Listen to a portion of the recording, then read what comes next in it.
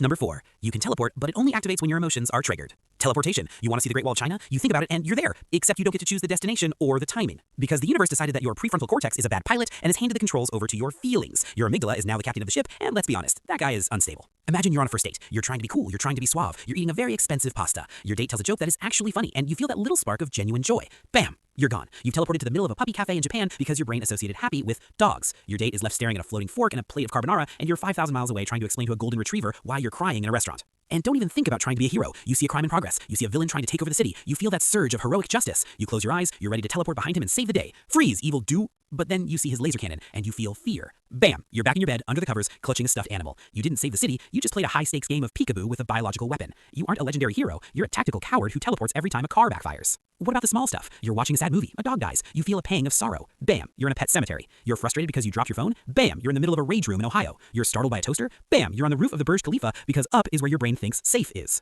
You can't even finish a Netflix show without ending up in 4 different time zones. You're stuck in an infinite loop of emotional instability and unexpected international travel. This isn't a superpower. You're gonna go sit in your room and you're going to stare at a wall to practice being a statue.